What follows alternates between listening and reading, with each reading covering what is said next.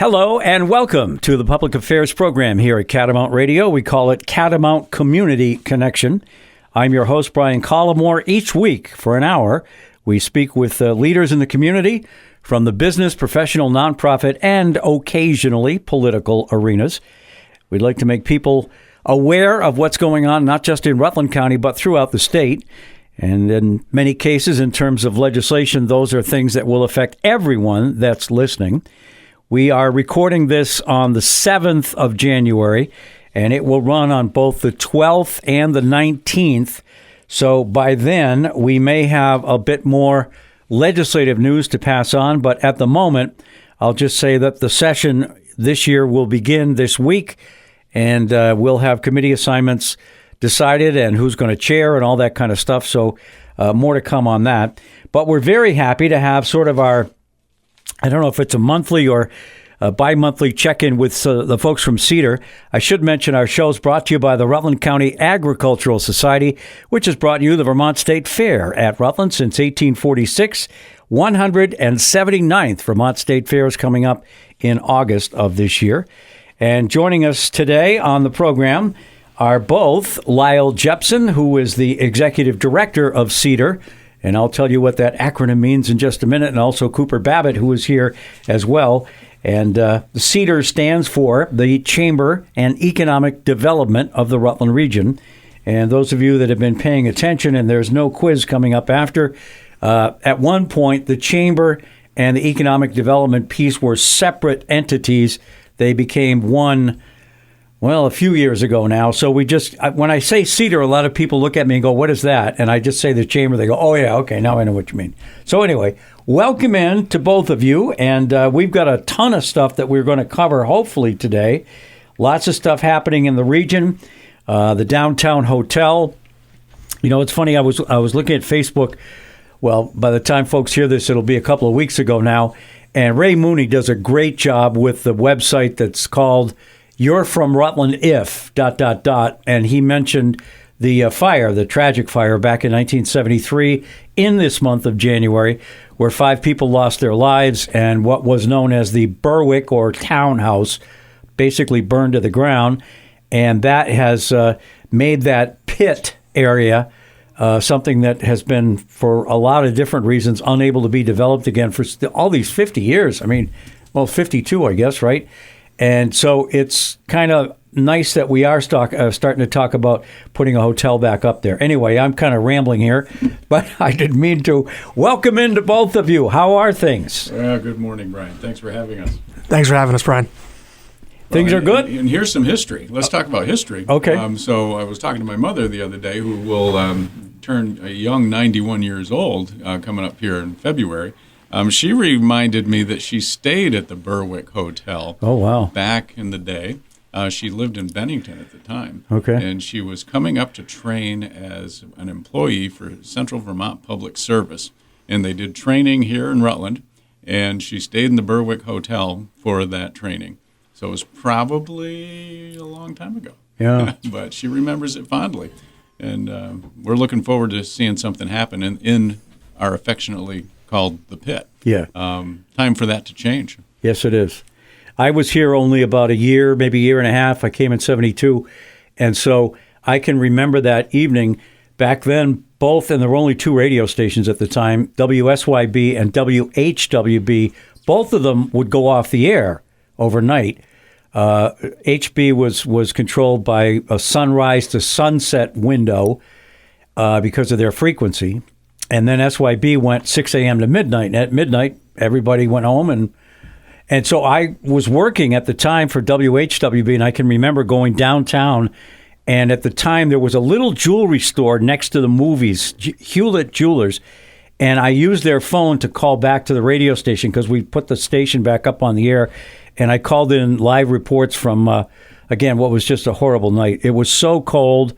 And I literally can remember watching people jump out of windows into the fire net down below. So, yeah. An amazing night. And then we jump ahead to 2025. Yeah. And I would hope that by April, you may see some activity going on there.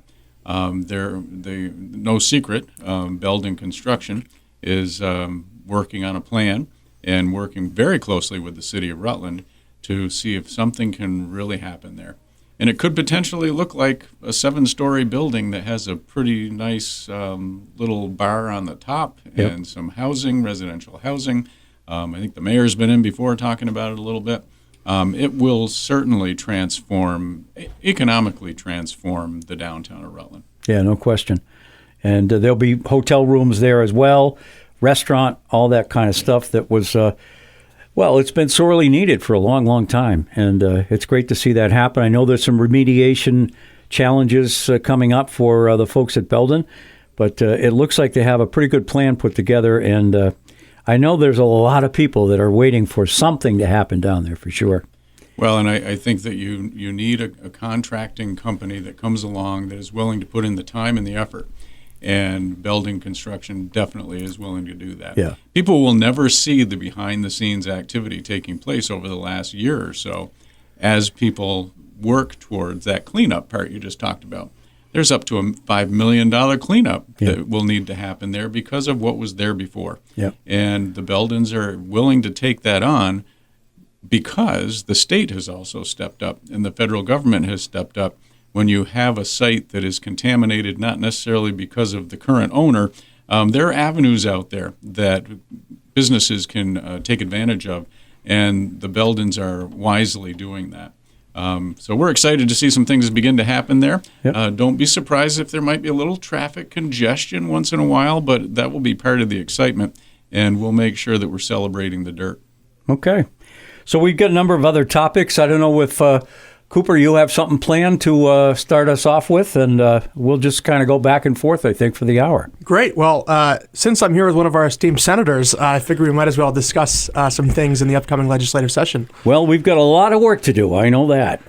Well, I'll say from CEDR's perspective, we're really excited about this upcoming session. Obviously, the voters made some decisions in November. The makeup of the legislature is going to look a bit different than it has in years past. And I think we're very hopeful about the opportunity for bipartisan legislation to address some of the key issues facing not only the state of Vermont, but really Rutland as well.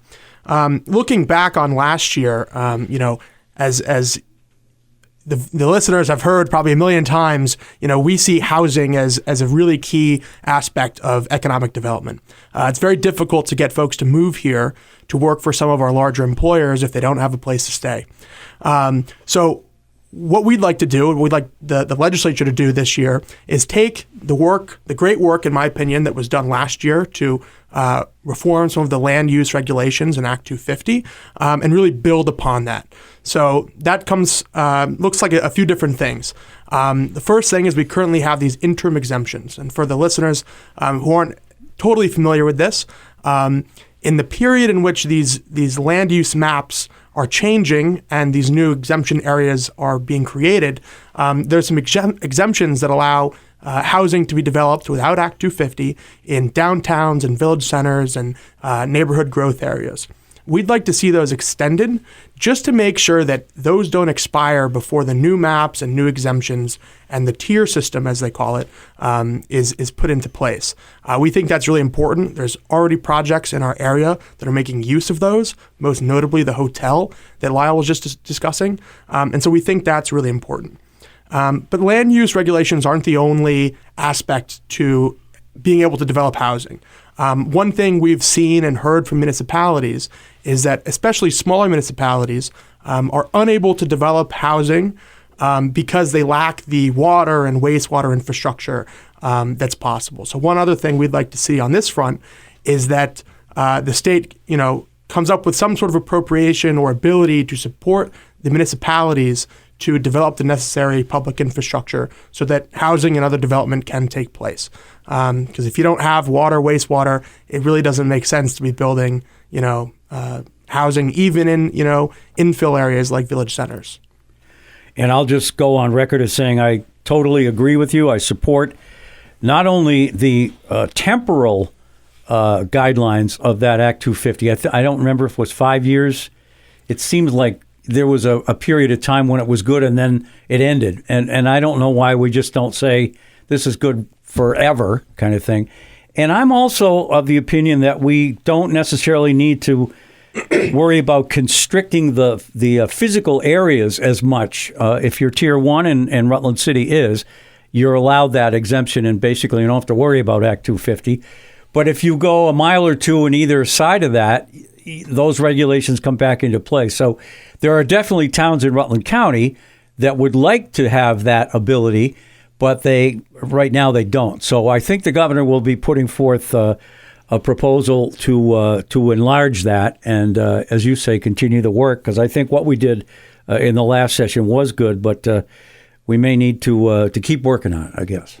I agree completely. And going back to the interim exemptions, the issue is that the new Land Use Review Board is supposed to have these new maps and exemption tiers set up by 2027.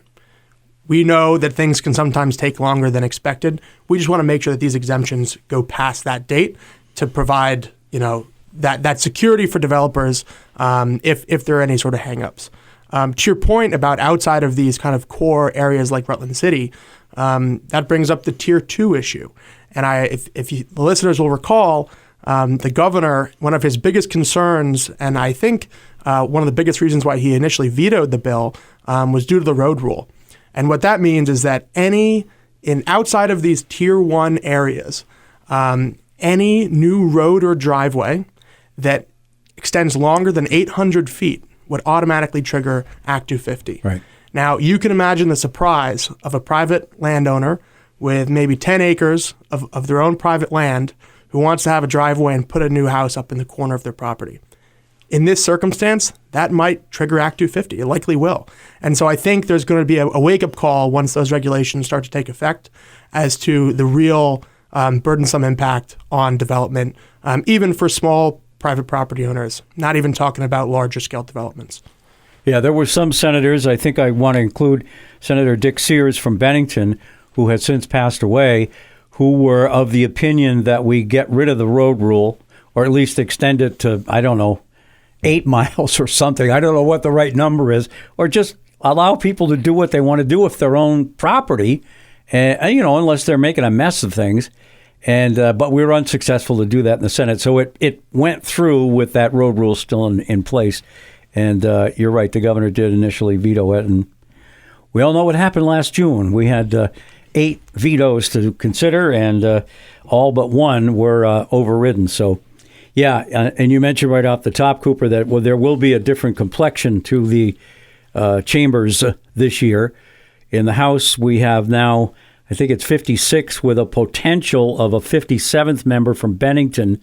There was a little bit of a kerfuffle down there, kerfluffle, I guess is the word, where there were people that couldn't vote for the people that represent them because of the realignment of the voting system, and nobody picked it up in 22, and so in 24, somebody picked it up. So they're going to either have to have a whole new election down there, or I'm not sure how they're going to solve it. But anyway, for the moment, 56 Republicans. The remainder are Democrats and progressives in the House. And then we picked up 6 members in the Senate. So we went from 7 to 13. So the both of those chambers now have the ability to sustain vetoes without too much problem, I think. And so it will sort of, and it's a good thing. And I'd feel the same way. I really, really would. People may not believe me, but if the Republicans were the majority party, and we would be able to mess things up just as badly. I mean, there's no way around it. Once you get that feeling of we can do whatever we want kind of thing, you're not as thoughtful, or you're not as careful, or you're not open to other ideas that you should be. So I think it's going to be a very good session, and I think we're probably going to get some good stuff done. Well, let's hope. And that is the strength of our system, isn't it? It's the checks and the balances, and we need that at all times. And I think the interesting thing about the new Act 250 regulations, or what they will be with the tiered system, is that we will continue to protect Vermont's environment. Sure. And so you will not see the house being built on the top of a mountain. It's just not going to happen. It'll be too high.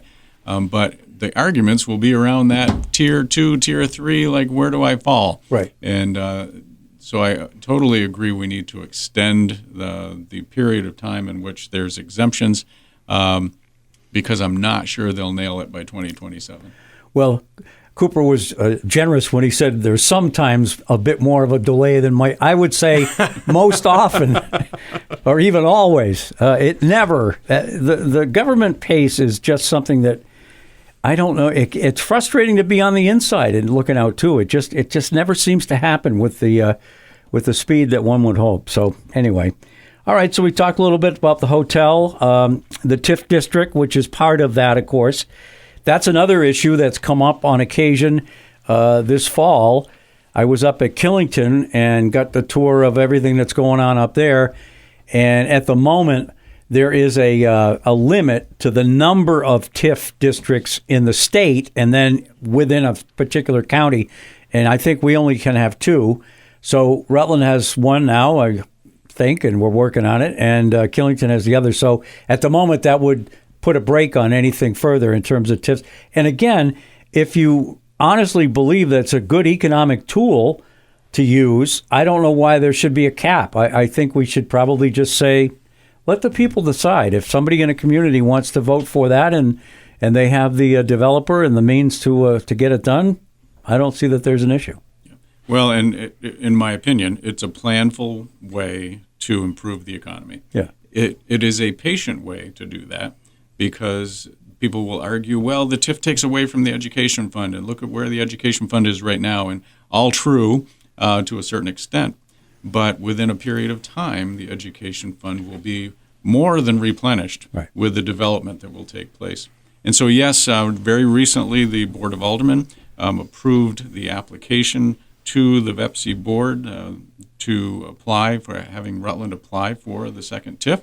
That will go through the process now. That should be done in the early spring, we would hope, with the VEPC board approving that.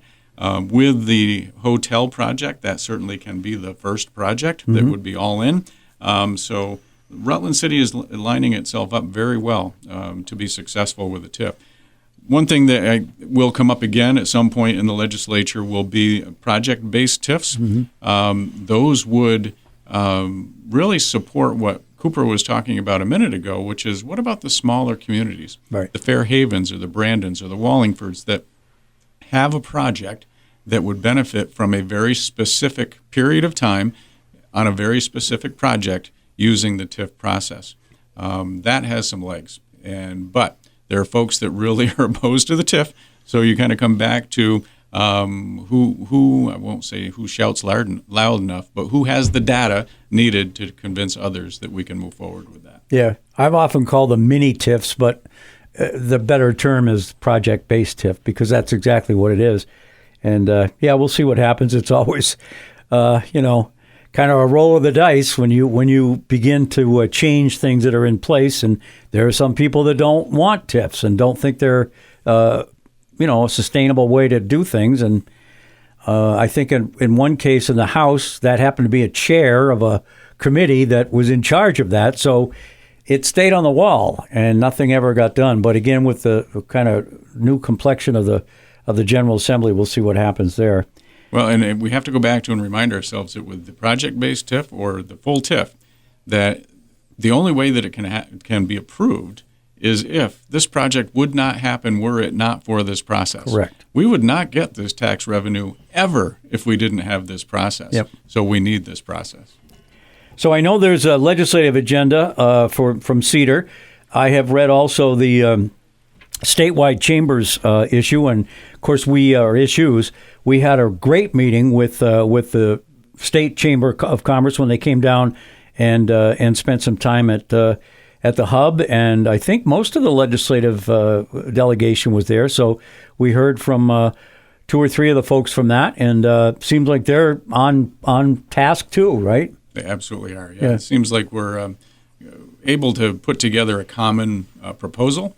And so some of the things that they presented are what Cooper's talking about today. When we talk about the legislature, I'll just mention again, we will have the lieutenant governor coming down. Originally, we had planned for late January, but he had already, I guess, committed to another chamber, I guess up in Chittenden County. So it's now on February 5th, I believe, that the new Lieutenant Governor, John Rogers, will come down, and he will be the keynote speaker at a breakfast. February 3rd. Okay. Yeah, it's got to be a Monday. So. Monday, February 3rd. We're very much looking forward to having the incoming Lieutenant Governor here. He will be the Lieutenant Governor at that point. Yep. It will be interesting to reintroduce him to the county. I think that he will bring some energy to his role, and it will be exciting to see where things go. And for anyone doing the math in their head right now, this is not the day after Super Bowl Sunday. That is that's right. a scheduling snafu we had last year, so you can get to bed early and get up early for the breakfast if you want to come. Yeah, so we're again recording this program on January 7th, and it's going to air on the 12th and also again on the 19th. Those are the next two Sundays. So some of what we are talking about, and it is one of those weird things, and when you record something, they've already happened, and so you sort of have to remember that when you're talking. But yes, John Rogers will be sworn in by then and have actually 2 weeks of experience as our new lieutenant governor.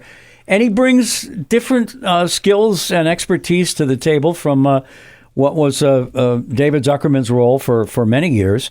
They're different. John Rogers, that is, was a Democrat when I served with him in the Senate back in the middle of the 2000s. And he was always... he's a little bit more down to earth, I guess, than a lot of people might imagine that a lieutenant governor would be. And I think people will, especially in Rutland County, will find him easy to talk to and pretty friendly. He's a pretty down to earth guy, and we'll see what he has to say on the 3rd of February. Yeah, and if you'd like to sign up for that, you can go to the CEDRR website and you can go to the legislative breakfast link and sign up there. Breakfast will begin at 7:30 at Southside Steakhouse, and the speaking will begin, well, when he's ready. So probably about 8 o'clock we'll have the Lieutenant Governor on, 8 a.m. on February 3rd, which is a Monday. Yep. So what else do we want to focus on in our show today? We're talking, by the way, with Lyle Jepson and Cooper Babbitt from CEDRR.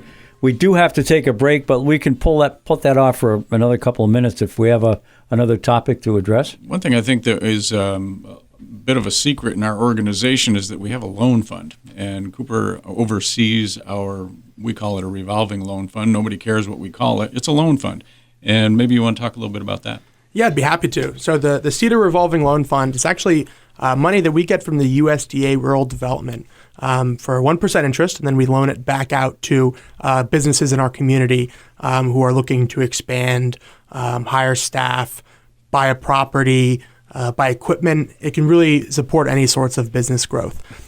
We consider ourselves to be a quote-unquote gap financing tool, meaning we typically work with businesses who are already working with a bank or VITA or another lender and need help filling the financing gaps that they have. That could be helping to finance the down payment of a property they're buying.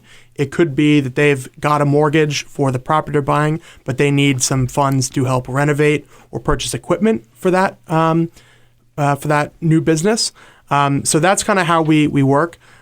We work based off of the Wall Street Journal prime rate. So if you go to Google and search the WSJ prime rate, that's the kind of the going commercial rate for loans in the market.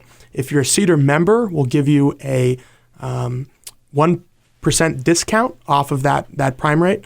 So there's a little incentive to join our organization. And typically the way it works out is that you'll be paying a little less even with your membership dues. So if you have any questions, feel free to reach out to me. It's Cooper at rutlandeconomy.com. I'd be happy to walk you through the process, go over all the application materials. We can help you set you up with technical assistance, such as the Small Business Development Center, who can help you create a business plan, work through your financials, and be able to put together a full application. And then that application goes on to our finance committee, which is made up of a lot of bankers and accountants from the area who review those applications and approve them. You can get a loan for anything between $5,000 or $250,000. Just anticipated my question. Yeah, There's a cap. Okay. There's a broad range. I'd say our sweet spot, typically businesses will come to us for $40,000 to $80,000, but we do have that flexibility to go for very small loans or for more substantial loans. And then we typically amortize those over a 10-year period. with a 5-year payback. So what we'll do is we'll take the total amount of the loan with the interest, we'll spread it out across 10 years. At year 5, there will be a final payment due, and typically we can work with the business owner to refinance that for another 5 years based on current interest rates. So it's a great program, especially for businesses that are newer, that are looking to expand, can't get everything they need from traditional lenders. We're a good partner to work with to help navigate that process. And if you haven't worked with a local bank or credit union, we're also happy to make introductions and help you through that process as well. Okay. Yeah, I think GAP really does fit there as well, because they've probably already committed to one of the financial institutions in the area for the startup, and now they've all of a sudden discovered, hey, if we just had a little bit more, we could do a lot more with it. So that's a really great program. So Cooper Babbitt at CEDRR. And again, that stands for the Chamber and Economic Development of the Rutland Region. Get a hold of him, and he'll walk you through the program and tell you more about that. Okay, we are going to take our first break here on Catamount Community Connection, and we're speaking with Lyle Jepson and Cooper Babbitt from CEDRR, and we'll be back in just a minute.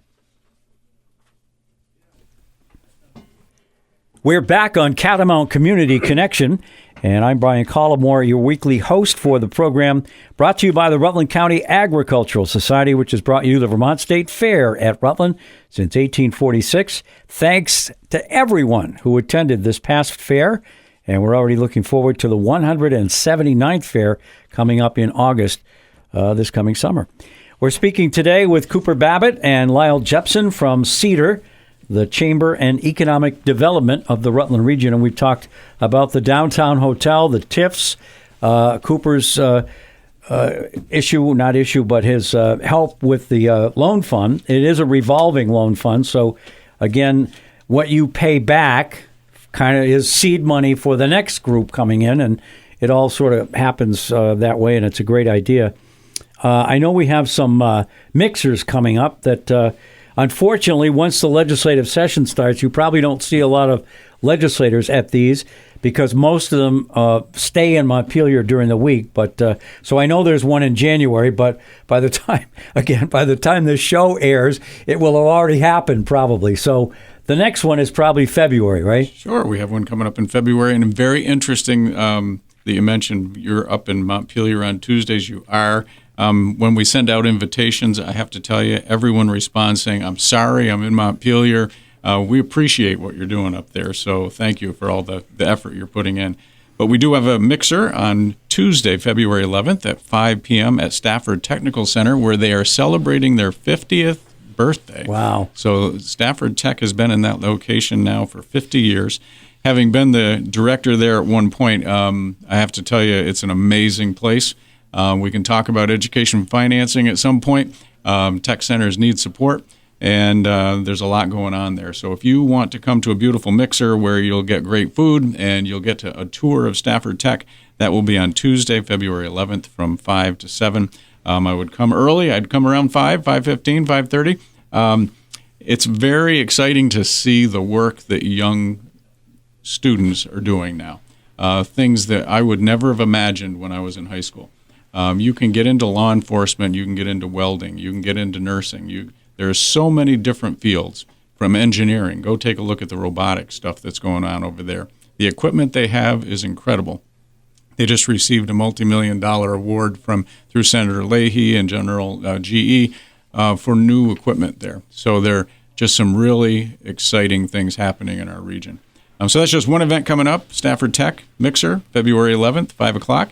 Also, we have, before that, we just mentioned our legislative breakfast on Monday, February 3rd, with John Rogers coming, Lieutenant Governor. And then the excitement begins with Winter Carnival, or maybe they're calling it Winter Fest now. Come Alive Outside is organizing the Winter Fest, and we are part of that with our Real Rutland Feud that'll take place at the Paramount Theater on Saturday evening, the 15th of February, starting at 7 at the Paramount. And there will be 10 teams vying for the trophy. And the trophy is beginning to look a little bit like the Stanley Cup because of the number of years this has been going on. And so when that cup comes out, there are a lot of business names on it who have won the Real Rutland Feud which is just like Family Feud, except some of the questions may be a little more interesting on the Paramount stage. Again, that's Saturday, February 15th, 7 p.m. You can go to the Paramount's Heritage Family Credit Union Ticket Center, and you can sign up for tickets beginning this Saturday.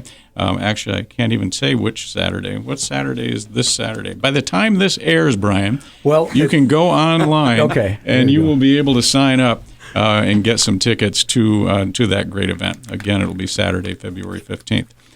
Some of the teams that will be vying for the mini Stanley Cup include Watson Realty, Casella Real Estate, the Rutland Regional Planning Commission, One Digital, which is a.k.a. Kenny Pike Insurance, Cape Air, the Boys and Girls Club, Rutland Young Professionals, The Mint, Best Appliance and Kitchens, and Rutland County Pride is coming back, hoping to do it twice because last year they were the winners.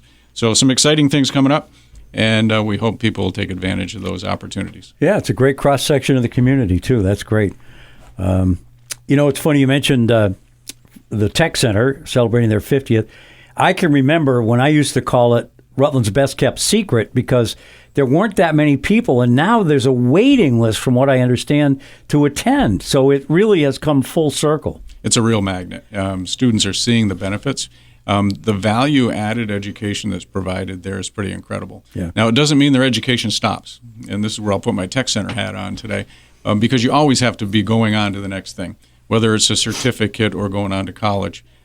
People would be surprised at the number of students that go from the Tech Center on to college. People will be not surprised probably, that most of the kids that go to the Tech Center also have part-time jobs. These are high flyers, and they're the folks that we want to keep in our community because they will be our tradespeople. And speaking of trades, we're now working on what we're calling a Bring Back the Trades event, and we're hoping that on May 20th at Castleton University that we will be holding a trades event where students from all over the state will be able to come and be introduced to some pretty exciting trades that are out there. Again, hoping to retain students right here in Vermont in high-paying, high-demand, high-skilled jobs. We're talking to Lyle Jepson and Cooper Babbitt from CEDRR. I know, Cooper, you had some other legislative issues maybe we can brush against for a second? Yeah, I'd be happy to. So, in the last segment, I was talking about kind of regulatory frameworks and reforms that can, cut some of the red tape and make it easier to develop. As a chamber and an economic development organization, our focus really is on supporting businesses. From the housing perspective, like I mentioned before, that means making sure that when they're recruiting people from out of state, that those folks have a place to live. But there's other ways that we can support our businesses. One really successful program that we ran last year was called the Small Business Technical Assistance Exchange. This was funded through the state, thanks to an appropriation by the legislature and through the Agency of Commerce and Community Development. And essentially, this program provided up to $4,000 for the smallest businesses in Vermont. Some of these folks were solopreneurs. Some of them had 5, 10, 15 employees. But what it did was it allowed them to tackle a specific technical problem that they have in their business that they otherwise wouldn't have been able to allocate resources to. This took a lot of different shapes and forms. Some folks needed to hire a lawyer to do some trademark work to make sure that the trademark and name that they'd created was protected. Some folks had never had a professional website that they could sell their products on. They were able to hire a company to create that website for them. There was a broad range of types of services that were provided for this. And the best part about it is every dollar that those businesses spent in that state money went right back to another small business in Vermont. Every vendor, as I understand it, was a Vermont vendor. So all that money stayed right here in Vermont and really was able to accelerate some of these small businesses. And in the way that it was good for the businesses, it was also great for organizations like CEDRR's. What it did, sometimes the RDCs get the reputation of being able to help the larger businesses in our community, right? It's easy to get in touch with a Killington or a Casella or a GE, and they have problems that we can address. But a lot of the smaller businesses don't know who we are, and this allowed them to kind of get in the door, understand who I am, meet me, meet Lyle, meet kind of the various folks in our office. And I've had a lot of follow-along relationships with those people to help them with other issues. They've applied to the loan fund. We've been able to help them in a more robust way and really gets people in the door so that we can help them on an ongoing basis. So that's really exciting. We're going to be going to the legislature this year to ask for that again, us as well as the other RDCs across the state. And we're hoping the legislature sees some value in that program. How much are we looking at, and how many RDCs are there in the state? There are 12 RDCs in the state. It is not exactly one per county. Some folks, for example, on a minor way, we are Rutland County except for Pittsfield.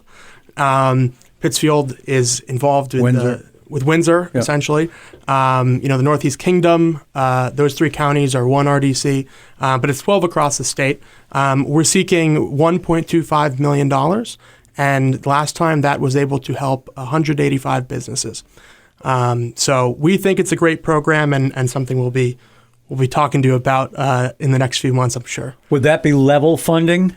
The 1.25 is what you got? That would be level funding, yeah. Yep. We understand that there's budget constraints.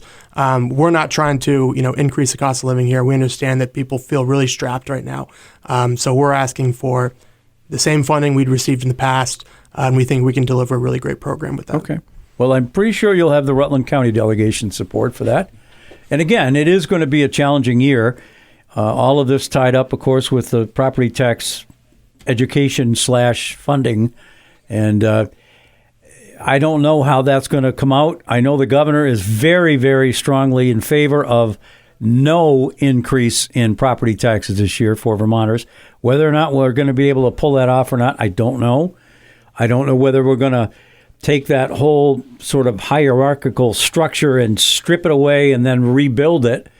A lot of people have talked about changing to an income-based way to fund the educational system. And again, there'll be new winners and new losers if you change that. But we're talking about all the same people still paying. It'll be a different way to do it. And it's funny, and I think I mentioned this with either Henry Heck last week or Mike Dunchus the week before. Very rarely is the feeling in the legislature of you got a revenue piece and a spending piece. And most of the emphasis is always placed on getting new revenue, finding new sources of revenue. Very rarely does anybody talk about, what about if we cut our spending just a little bit? And so I think there's got to be sort of some give and take with those two elements. I don't know how it's going to turn out. But again, if things were level funded for the most part, that would mean there's no increase in taxes if we could do it. I don't know that we'll be able to, but we're gonna try darn hard. So, anything else for the legislature? That's about it. The one other thing I'll say, and Lyle touched on this before, is the need to support career and technical education in the state. What we hear from our businesses often is that they cannot find skilled workers to fill jobs that are great jobs, that are high-paying jobs, that are secure jobs. And so if we can inspire the current students in those programs to pursue those, and if we can make sure that those programs are funded properly and sufficiently to provide the opportunities to those students, I think we can really make a difference in improving, not only the labor force here, but also, providing great paying, high-skilled jobs for young people. And I think that's really key in keeping people here. We talk a lot about getting people to move here, and that's great. And, I've met a number of new Vermonters and new Rutlanders over the last year or so. But the easiest way to grow our population is make sure people don't leave. That's right. And the way to do that is with having good, secure, high-skilled, high-paid jobs. Yeah. Lyle. Well, and back to the tech center piece, that I think there is a perceived and a real competition between high schools and tech centers for students. And some of that comes down to money and how that's paid for. Tech centers tend to cost a little bit more. And when students leave one school and go to another, oftentimes that money follows. And so there is both the perceived and the actual loss of revenue for schools that may lose students to a tech center. And I think we need to look more broadly, however, at the entire education system and how it's being paid for. And so I wear a number of hats, just to be completely transparent, from being on the State Board of Education to being a parent to being in this role. But there are a number of reports that have come out that accurately describe what things look like in education right now in Vermont. The fact that we have a teacher-to-student ratio that is the lowest pretty much in the nation. A lot of that has to do with our geography, yes, but it also has to do with the number of schools we have, where the towns are, how they're laid out, how the supervisory systems are put together. There's room for modification, and there's room to go back to what you were talking about. I think there's room for those savings. But we also need to look at how hard this job has become for educators now.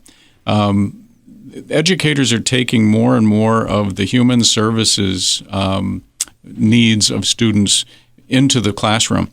And things that, as a teacher, when I was a teacher a million years ago, I never had to deal with.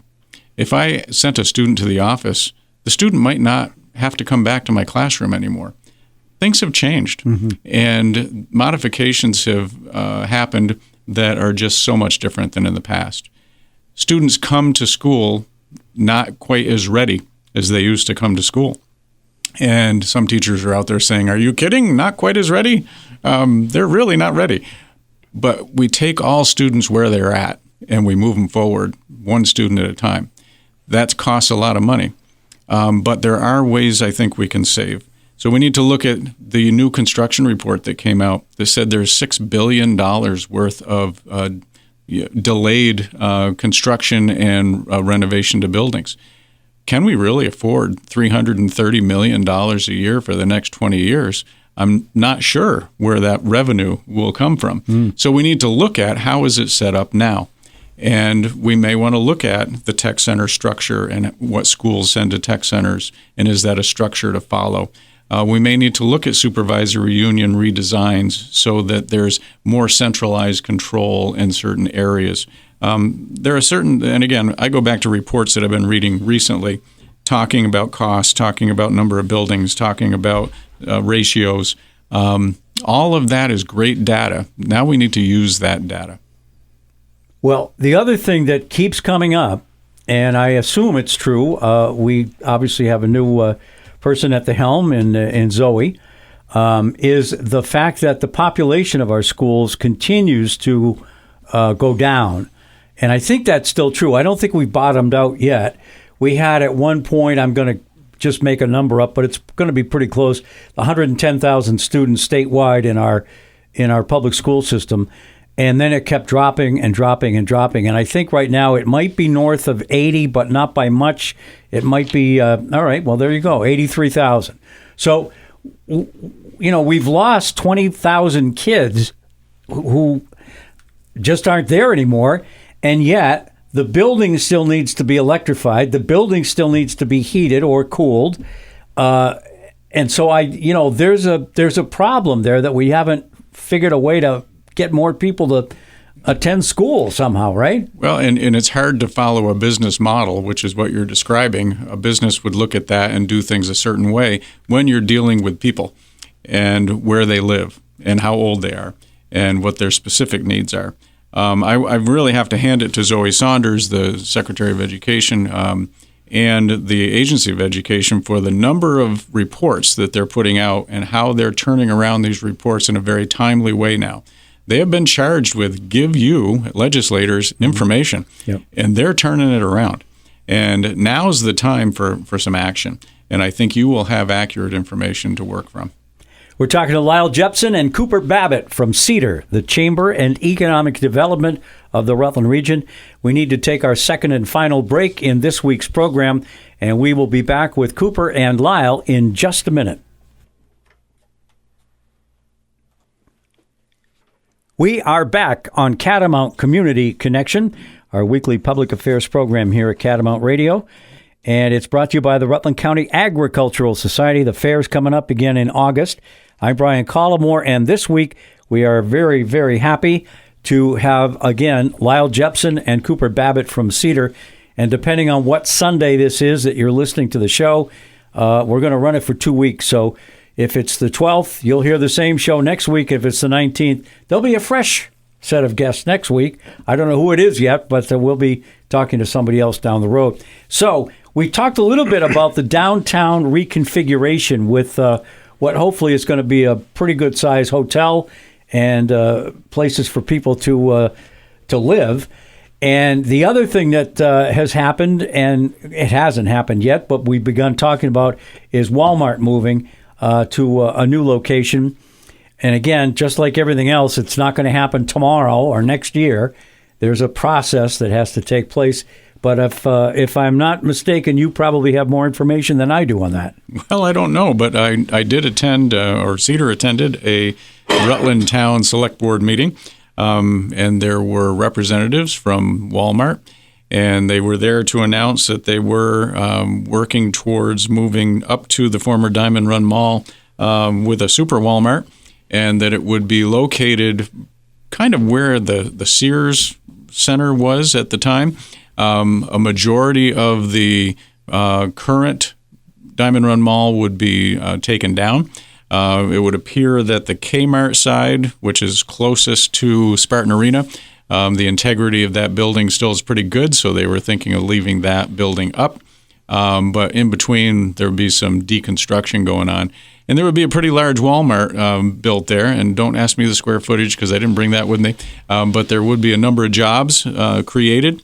And what people, I think, are hoping for, I guess, is that it will be kind of a one-stop shop. There will be an automotive place and a pharmacy and other things there. I don't think that we would get the negative impact of that super Walmart that some people may be talking about on social media platforms. We're getting quite a bit of bleed from our region for where people leave and they shop someplace else, whether that's Glens Falls or other places. People will travel to a Costco's or a super Walmart or someplace else. Now they'll be able to stay here. And were I a Hannaford's or a Price Chopper, I don't know that I would be as worried as some people might say on social media. Yeah. I think there's plenty of spending and plenty of people to take care of the capacity that will be built. People also, I think, sometimes worry about, well, what's going to happen downtown? That same worry took place as Walmart was coming in. And people thought, some people, not all, that all the small businesses are going to be, they're just going to close because everyone's going to go to Walmart. Well, that didn't happen.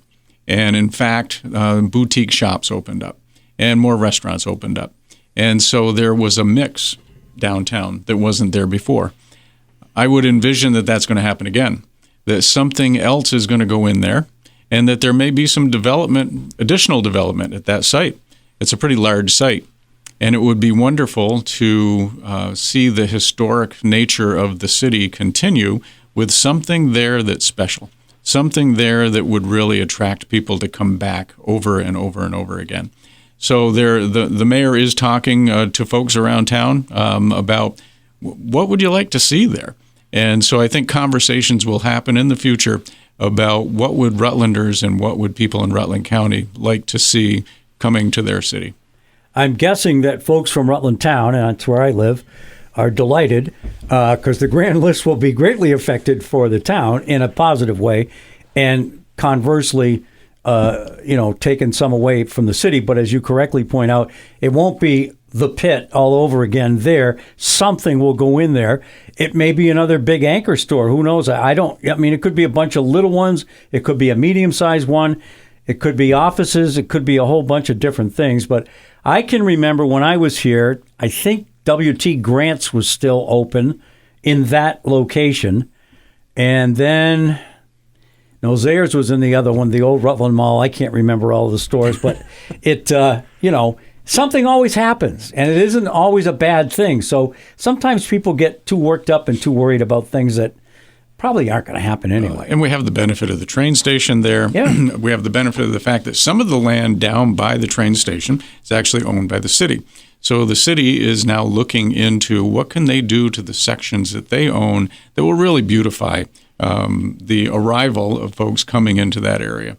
So there's some positive things that I think are going to happen. And people are talking about housing could we build some housing down there? I'm not sure where there is. We don't have a schematic that we're looking at or a rendering right now, but could there be something that would have people living downtown, more people living downtown and accessing services, restaurants, and shops downtown? Okay. Well, more to come on that. Cooper, you got anything left that we want to? We have about 5 minutes left on the show. Yeah, I'll jump in a little bit on the downtown redevelopment and share a bit of my own perspective on the opportunity here.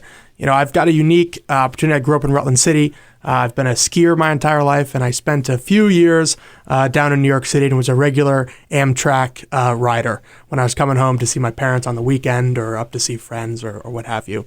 And so I really view our county as a cohesive piece.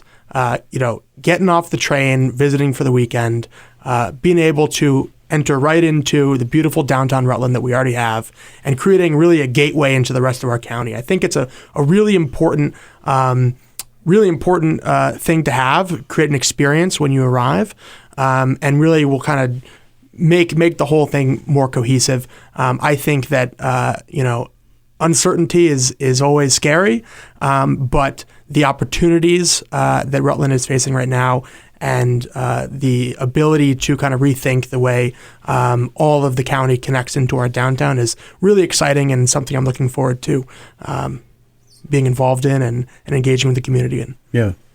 I want to talk a little bit about the trades again, but I think we probably should also at least mention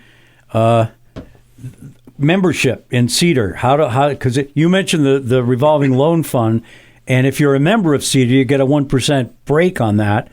How many people do we have? Who do they get a hold of? What can CEDRR do for a business? Sure, with about 350 members right now, we'd love to have you join us. And Crispin White at crispin@rutlandeconomy.com, or just stop in the office. You would love to talk to any business that would like to talk about membership and the value that can bring, whether that be advertising, perk cards, loan funds. There's just a number of things that we would hope you as a business would take advantage of.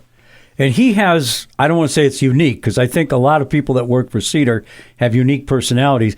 But Crispin himself, when he explains it, it makes so much sense to me that from my sales background here at the radio station, the only thing somebody wants if you're talking to a particular client is what's in it for them. And too many times people go in and they say what I want to do and blah, blah, blah, blah, blah. But he really, I think, takes the time. He's not there to recruit anybody or sign anybody up in 24 hours. He's there to find out what they need, and maybe there isn't anything you guys can do, but I can't imagine that that's true. But he's very careful about deliberately getting information about their situation and their business before he says, well, okay, here's what I think we might be able to do to help you out. And I think if you have that sort of mindset, you're way more successful than you might be without it. Crispin will never start the conversation with, would you like to be a member? Yeah. It is exactly what you just said, which is, how's business going? What do you need? What's getting in your way? Yeah. How can we help? That's how he approaches things. And none of us buy anything that we don't need. And if we don't have something that a business needs, maybe we can help them find somebody else that does. That would be our role as well. We work with everybody. We like to consider that we connect the dots so that if you come into the office, we may not have the answer, but we will hopefully find someone that does. I think when he's all done with CEDRR, he should be an ambassador to a country or something. He has that. He's a magnet. Yes, he is. He really is. Sure. Okay, let's talk about the trades for the next minute or so. And okay. And don't forget the mixer at Stafford Technical Center on February 11th at 5 o'clock. Or 50th anniversary of Stafford. 50th anniversary, or just before that, the Legislative Breakfast on Monday, February 3rd. Real Rutland Feud, Saturday, February 15th at the Paramount Theater at 7 o'clock. And looking way into the future, we have a Bring Back the Trades event that will take place on May 20th. We're hoping that will be at Castleton University. They've got a great spot out there. We've already scoped it out. We're hoping to bring in 80 to 100 different vendors in the trades that will work with students who are in 7th through 12th grade, introducing them to their trade in an exciting way. We hope to have an equipment rodeo where students will be able to actually move things, and I won't say play with things because these are real tools. And that we'll have a speaker and we'll have some prizes. We're looking to have some scholarships handed out that day, with the ultimate goal of creating relationships between the students that come and the employers that are there. And I think that is what makes our county, quite frankly, special, that we can create those relationships. We can introduce people to others that want to work together. We need to keep our young people here. Bring back the trades is going to be part of that. Yeah. Well, you've got, in my mind, the governor, who was a big trades guy. I mean, he came from a construction company, and the lieutenant governor, John Rogers, who he's in the masonry kind of world as well. So they both understand that. I don't know whether we're going to be able to get them to come down, but I'll certainly put a bug in their ear, even if they just came and made a brief appearance and waved to people. I think that would be great. That would be great. And I think that probably you have read the same article I did about the governor, that when they had their issues again flooding up in Barrie, it's not uncommon to see the governor out in his bucket loader scraping the street down because he just wants to be out there. He's not looking for the photo shoot. He's looking to help people, and he knows how to do it. Yeah. Cooper, any last words? That's all I got, Brian. I couldn't close better than Lyle did, so I'll just leave it at that. All right. Well, it's always a great pleasure for me to be able to talk about the economic development of the Rutland region. You guys do a fantastic job, and we'd love to have you come back at some point in February or maybe early March. Again, we're recording this on the 7th of January, so you'll hear it on both the 12th and the 19th of January. Those 2 Sundays we'll just repeat the program because we touched on a lot of great topics, and I think that people will be able to gain, because not everybody stays for the whole 60 minutes. Some people come in and out, and maybe they'll hear something on the second time around they didn't hear the first time. So we're very grateful that you spent some time with us today, and we'd love to have you come back at some point in the future. And so thank you very much. Continued prosperous success for everybody in the business world. Thank you, Brian. Thank you. We will see all of you on the radio next Sunday here on Catamount Community Connection.